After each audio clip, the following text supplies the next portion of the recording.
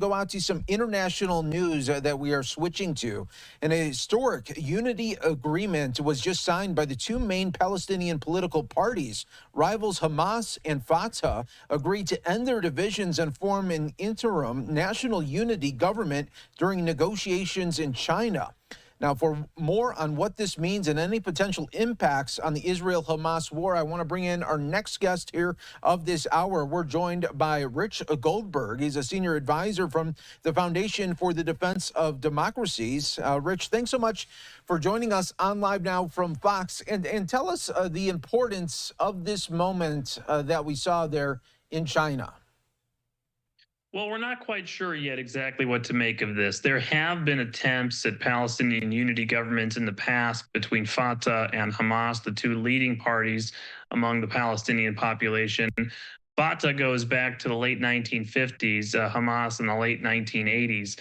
Fatah being a secular party, Hamas being an Islamist party.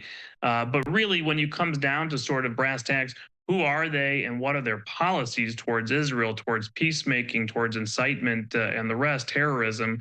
You have Hamas, which we've now come to learn after October 7th being this brutal ISIS-like terrorist organization that carried out the worst massacre of Jews since October 7th. The idea that you would give this party a life to be part of a government going forward is a little maniacal. And then you have Fatah, which itself is sort of Hamas light. It has waged terrorism in the past. Remember, Yasser Arafat was the leader of Fatah for many years. It took over the Palestinian Authority under the Oslo Accords, still built a terror infrastructure for many years against Israel there. Today pays people to commit terrorist attacks against Israel. So the idea of putting Hamas together with Hamas light to form some sort of unity government that will govern both the West Bank and Gaza going forward is not very reassuring. No, not at all. And there's no way that you can trust these two outlets here. So how do they even trust each other? Well, right now, this might be mutually beneficial. Hamas is up against the wall militarily. It's looking for a political path to survive, especially if there is a ceasefire coming, a hostage deal in the coming days, as many people expect. And so perhaps they can get back on the wagon of democracy, so to speak, within the Palestinian territories and use that as a merry-go-round back to power at some point in the future. Meanwhile, the Fatah side, the Palestinian Authority, wants to have control over Gaza and unify its control over the Palestinian territories, both in the West Bank and Gaza. And if it can now say, look, we have credibility, we have the street, Hamas is willing to give up power in Gaza and let us take control so long as they have some say in the government, this, they think, puts them in some sort of power position for a negotiation of what comes next in Gaza. And how is the U.S. reacting to this news? And more importantly, we know that Netanyahu, of course, is doing the big address tomorrow. Does he speak on any of this here, or does he continue to really, again, talk about what is central to him? Well, there's a very muted reaction right now out of Washington. Importantly, as you mentioned, this took place in China. China is the one featuring this agreement. A really interesting move. I think a little more style than substance here, trying to play the part of world peacemaker, obviously, while undermining the United States and our allies at every move.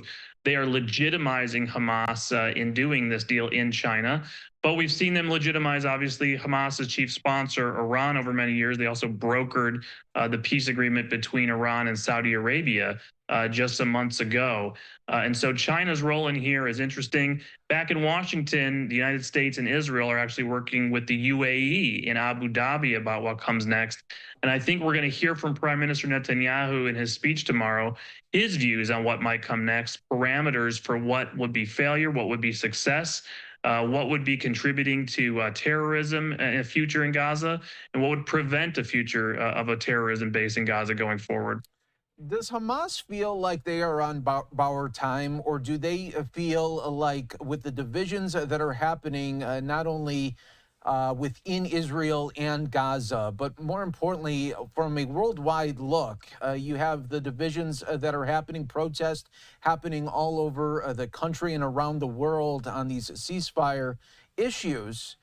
Does Hamas, when they see that, do they feel do they really feel like they are up against a wall, or do they feel like, hey, we have some time? It looks like there's still chaos all over the world. I think there was a few month period here in the earlier parts of this year when the United States was applying heavy pressure on the Israelis to try to slow down or stop their offensive. The UN was pushing a lot of things against Israel. You saw the protests breaking out on college campuses. I imagine that Hamas leadership did feel like time was on their side to wait out the Israelis. But the Israelis moved forward with the Rafah offensive. They've taken control of that Egyptian corridor on the border of Gaza to block the tunnel smuggling that helps Hamas rearm and smuggle.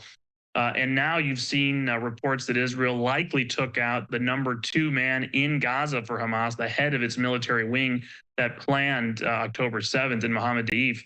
And if that is confirmed, along with continued raids to dismantle more of Hamas's infrastructure, I think at this point they are feeling a little bit against the wall and looking for a way out to survive. Richard, thanks so much for joining us here on Live Now from Fox. It's really interesting times that we're all living in and witnessing in real time. That's why we appreciate you coming on and giving us the insight and analysis of the news that keeps on changing. We appreciate it. You bet.